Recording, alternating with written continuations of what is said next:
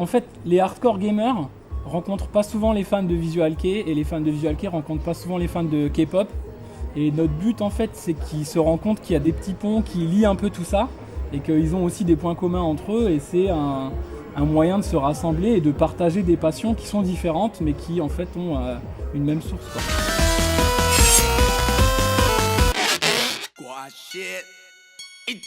Réunir les amateurs de jeux vidéo et de musique asiatique, c'est l'idée de Asiaphonic, événement organisé par l'association Press Play. Il y a pas mal de conventions, d'événements purement jeux vidéo, mais il y en a assez peu qui mettent autant l'accent sur la musique et on trouvait qu'allier les deux, ça permettrait d'offrir quelque chose de nouveau qui se fait pas trop sur Strasbourg.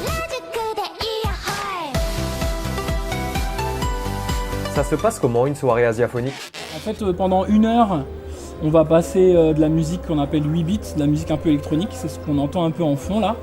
Et le temps que les gens rentrent, tout ça, découvrent un peu la soirée, il y a un cocktail à l'entrée, il y a des consoles un peu partout, on a un jeu de danse, des jeux de combat, etc., beaucoup de multijoueurs. Et ensuite, à partir de 20h, on commence le set.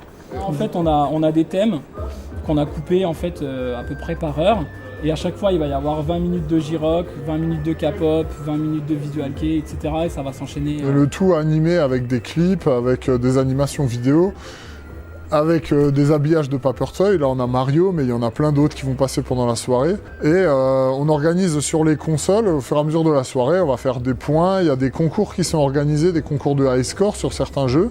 Il y a des prix à gagner. Comme des places pour voir le concert du groupe Versailles à Paris.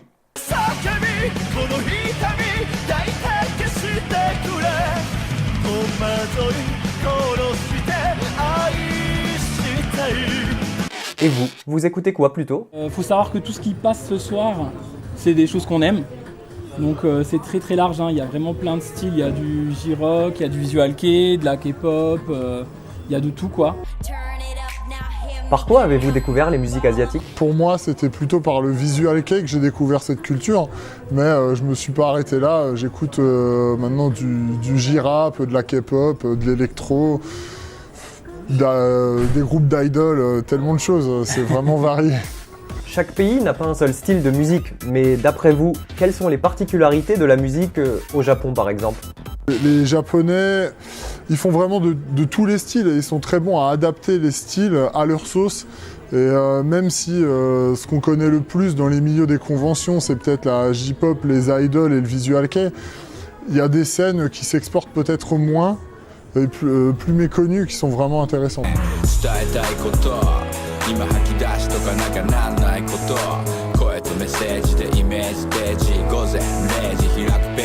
Il y a surtout un aspect visuel en fait, même si ça reste de la musique, qui est toujours vraiment très fort. Quel que soit le genre, pour eux en fait, la musique, c'est quelque chose qu'ils offrent aux gens et pour la plupart des groupes, c'est surtout les concerts qui priment. Mais même s'il n'y a pas de concert, ça se voit dans les clips en fait. Ils ont envie vraiment de faire passer tout un univers aux gens. Comme dans le clip de Kyary Pamyu Pamyu qu'on voit derrière vous. Elle a compris que c'était aussi son créneau quoi. Elle se différencie. Avec un clip, elle a réussi à faire le buzz, à sortir un truc mélange d'Alice au Pays des Merveilles et de Tim Burton complètement barré. Et c'est ça qui a aussi attiré pas mal de monde.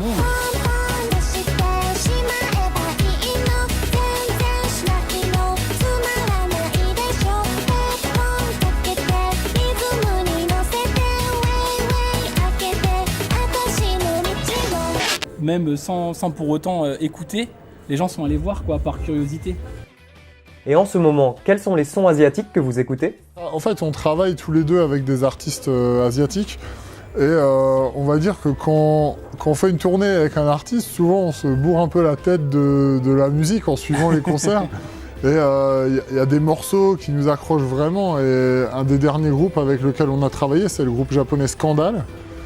Et ils ont sorti un nouvel album avec des morceaux qui sont vraiment bien. Et peut-être qu'en ce moment, pour moi, dans la sphère asiatique, c'est vraiment un morceau, c'est vraiment le groupe peut-être que j'écoute un peu parce que ça me rappelle des bons souvenirs de tournée et tout ça.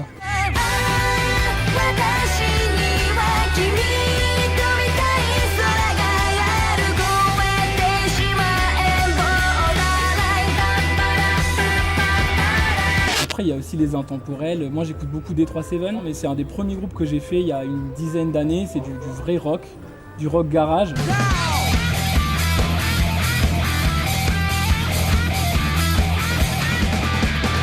Et ça fait partie des intemporels. Et même si aujourd'hui le groupe n'existe plus, je suis beaucoup les projets de la batteuse qui s'appelle Miyoko Yamaguchi. Et elle a un projet un peu rockabilly. Donc le groupe s'appelle The Lips Max. Donc j'écoute pas mal. Après, elle est aussi batteuse pour Puffy Amiyumi. C'est un groupe que j'écoute aussi. Et puis bon, il y a plein de petits projets comme ça, de petits groupes qui sont à suivre.